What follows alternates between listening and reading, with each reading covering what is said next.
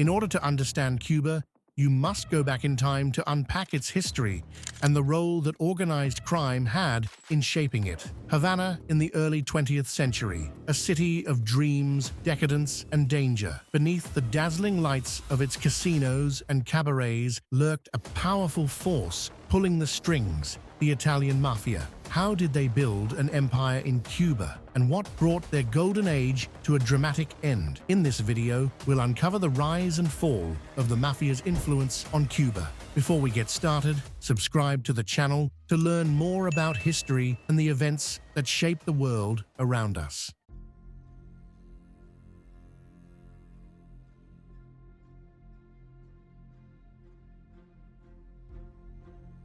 The story begins in the early 20th century, a turbulent time in both American and Cuban history, shaped by economic opportunity, the rise of criminal organizations, and unexpected alliances. In America, the Mafia was an emerging power, establishing control over the criminal underworld. Meanwhile, Cuba was going through political unrest in the wake of its newly established independence from Spain back in 1902. This political instability would lay the foundation for the world of organized crime and political corruption to meet. But the question remains, how did the Italian Mafia first make its way to Cuba? To answer that, we have to look at the United States during Prohibition and its impact on the Italian Mafia.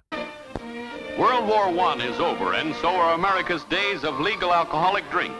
Convinced self-sacrifice and sobriety will bring prosperity and peace. As it won victory in war, Americans praise passing of the dry law. In January 17, 1920, Prohibition officially went into effect under the Volstead Act. Championed by the temperance movement and religious groups, Prohibition aimed to rid America of its so-called demon drink. But instead of ushering in an era of moral purity, it plunged the country into chaos. For ordinary Americans, life quickly adapted. Speakeasies sprang up in every city, and bootleggers became household names. It wasn't just a ban on alcohol, it was a prohibition on fun, rebellion, and freedom itself. And where laws create restrictions, opportunity for crime always follows. Enter the Italian Mafia. To them, Prohibition wasn't a social crusade, it was a golden ticket. By controlling the supply of illegal liquor, they transformed themselves from petty street gangs into vast criminal empires. Just 90 miles from Florida, Cuba was perfectly positioned to become the Mafia's secret weapon during Prohibition. The island was a paradise of rum distilleries, corrupt officials, and lax regulations, an ideal launching pad for smuggling operations. As American shores tightened their grip, Mafia figures partnered with Cuban officials to ensure a steady flow of illicit liquor into the United States. But Cuba wasn't just a waypoint, it was an investment. The Italian Mafia didn't just stop at smuggling. They began laying the groundwork for an empire in Cuba. Casinos, brothels, and gambling halls popped up across Havana, funded by mob bosses eager to expand their influence. Even after Prohibition ended in 1933, their foothold in Cuba remained a critical piece of their operations. At the heart of this underworld empire was a larger-than-life figure by the name of Salvatore Lucania. Born in Italy, Luciano arrived in New York City in 1906. A wide-eyed 9-year-old from Sicily, the American dream seemed a world away. But in the shadowy alleys of Manhattan's Lower East Side, Lucania, better known as Lucky Luciano, found his path to infamy. By his late teens, Luciano was already climbing the ranks of New York's underworld. But unlike other mobsters of his time, Luciano wasn't content with petty rackets. He saw the Mafia as a fragmented beast, powerful, yes, but unruly and divided by old-world rivalries. And he had a vision to change it all. In 1931, Luciano made his move. In a brazen and bloody coup, he orchestrated the murders of Joe Masseria and Salvatore Maranzano, the two most powerful mafia bosses in New York. With their deaths, Luciano dismantled the old guard, ushering in a new era of organized crime. Luciano didn't just take control, he revolutionized the Mafia. Under his leadership, the infamous commission was born, a council of mafia families that replaced infighting with structure and strategy. Luciano transformed the Mafia into a business empire, profiting from bootlegging, gambling, narcotics, and prostitution. And at the center of it all was Luciano himself, the undisputed king of the underworld.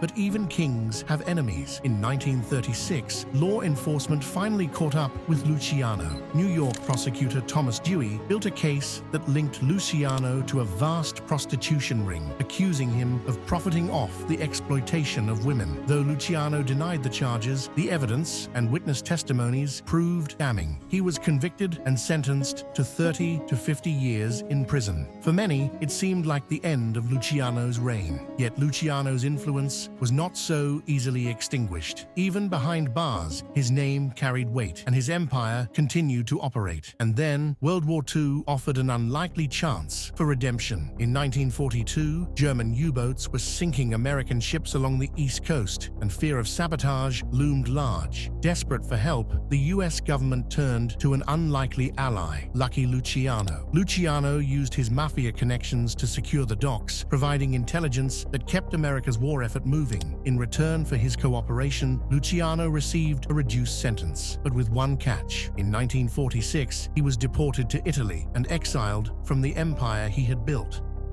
Exile might have removed Luciano from the streets of New York, but it didn't strip him of ambition. Frustrated by the constraints of post-war Italy, Luciano set his sights on a new opportunity just across the Atlantic. Havana, Cuba, a vibrant city where corruption ran rampant. In Havana, Luciano found an old ally waiting, Meyer Lansky, the Mafia's financial wizard.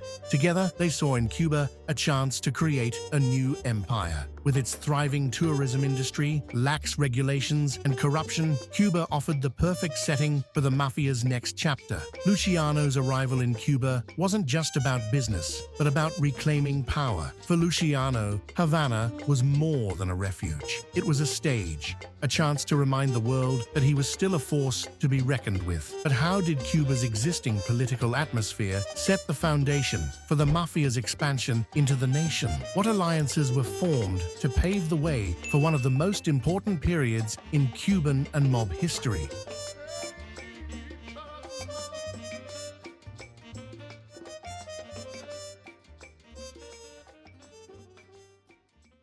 Prior to the Mafia setting its sights on Cuba, the island was already a land of contradictions, boasting breathtaking beauty, a booming sugar industry, and a vibrant culture. But beneath the surface, Cuba was a nation on the brink. Political instability, widespread corruption, and stark inequality plagued its people. In the early 20th century, Cuba was a political powder keg. The republic, established after gaining independence from Spain, was young and fragile. Presidents came and went, often with the help or the interference of the United States. For many Cubans, the dream of a prosperous free nation seemed increasingly out of reach, and by the early 1930s, that dream had turned into disillusionment. Then came Fulgencio Batista, a former sergeant in the Cuban army. Batista rose to power in 1933 through what became known as the Sergeants' Revolt. It wasn't a coup led by generals or politicians, it was a takeover by the military's lower ranks, led by a man who understood how to wield power in a country desperate for stability. At first, Batista presented himself as a reformer, a champion of the people. But behind the scenes, he aligned himself with Cuba's wealthy elite and American business interests. The island's economic growth came at a price: rising inequality, censorship, and an increasingly corrupt government. Batista's iron grip tightened, and by 1952, he would stage another coup, this time declaring himself dictator. For the rich and powerful, Batista's Cuba was a paradise. For the poor, it was a nightmare. Thousands lived in squalor, while Havana's elites and foreign tourists danced the night away. And it was in this gilded world of privilege and corruption that Batista's path crossed with the most unlikely of allies, the Italian Mafia. Batista understood the value of loyalty, but he also knew the price of power. To fund his regime, he opened Cuba's doors to foreign investments, both legitimate and otherwise. And when the Italian Mafia came knocking, Batista welcomed them with open arms.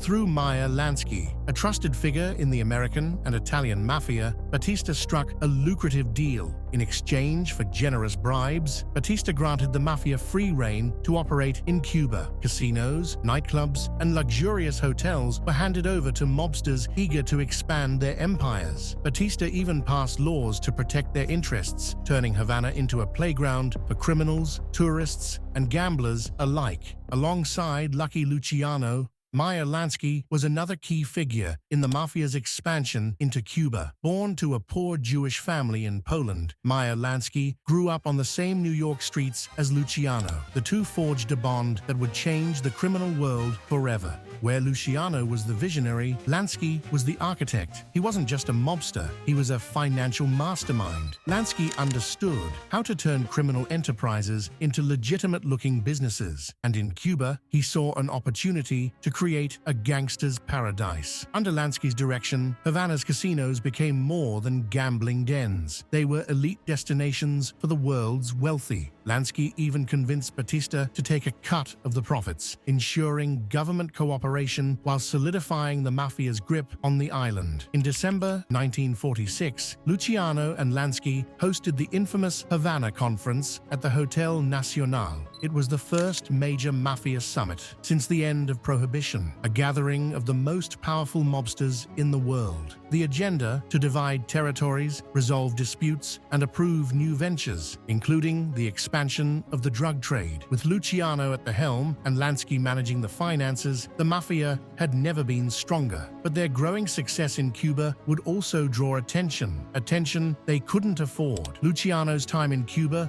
wouldn't last long.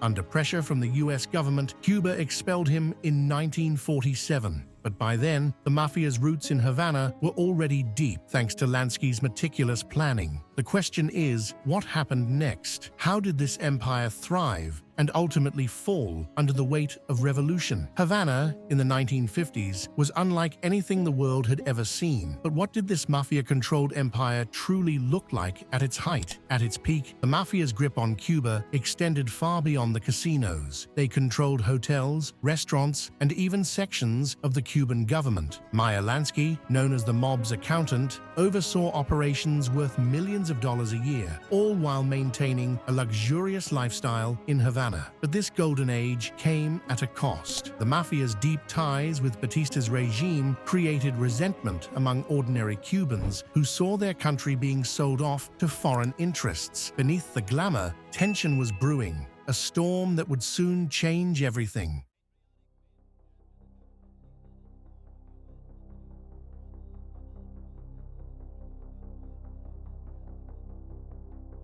If the Mafia's empire in Cuba seemed untouchable, it wasn't. So what brought it crashing down? The answer lies with Fidel Castro and his revolutionary movement. While Havana glittered with wealth and excess, another story was unfolding far from the city's neon lights. Deep in Cuba's rugged mountains, a revolution was brewing. A revolution that would change the fate of the island and bring the Mafia's golden age to a crashing halt. We will establish a real, representative, and democratic government. Tell me something about the plight of the ordinary Cuba. The first plight now is the lack of freedom and justice. And after that, a low standard of living, hundreds of thousands of young men without job.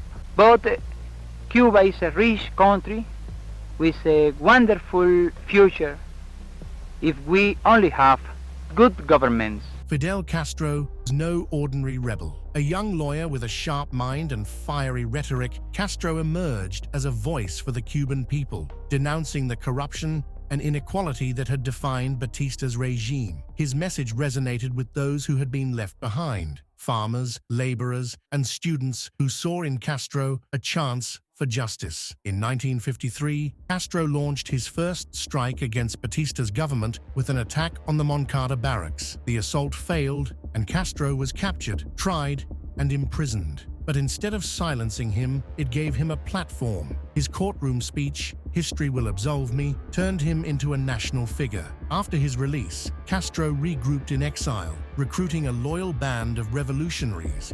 In 1956, they returned to Cuba aboard a leaky yacht, the Granma, determined to ignite a revolution. Their arrival was met with disaster. Most of the rebels were killed or captured, but a handful, including Castro, escaped into the Sierra Maestra Mountains. From there, they launched a guerrilla war that would ultimately shake the foundations of Batista's rule.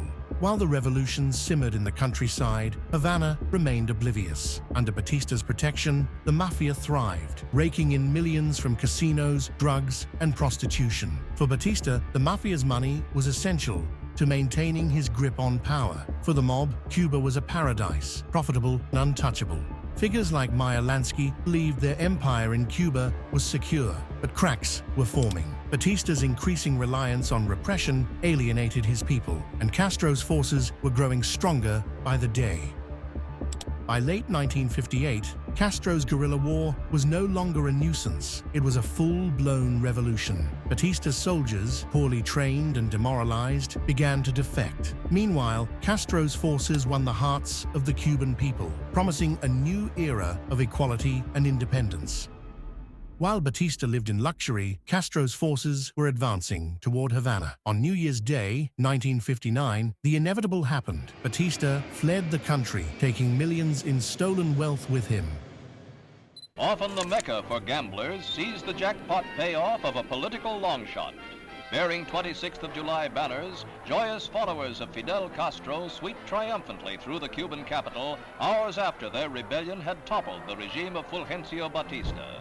The 26th of July refers to that day in 1953 when Castro began his long struggle to overthrow the dictator Batista with an abortive armed attack.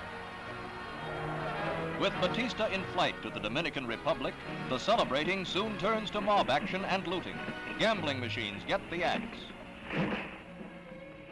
The streets of Havana erupted in celebration as Castro's army marched into the city. For the Mafia, the revolution was a catastrophe. Castro's government immediately nationalized all foreign-owned assets, including the casinos and hotels run by the mob. Years of bribes and backroom deals vanished overnight as the revolution declared an end to corruption. Mobsters like Lansky and Luciano watched helplessly as their empire crumbled. Cuba goes on a patriotic binge after the government seizes a score of U.S. companies, a move denounced by Catholic authorities influential in this Catholic country. The name is chiseled from the telephone building and signs torn down from this and other properties worth nearly $1 billion.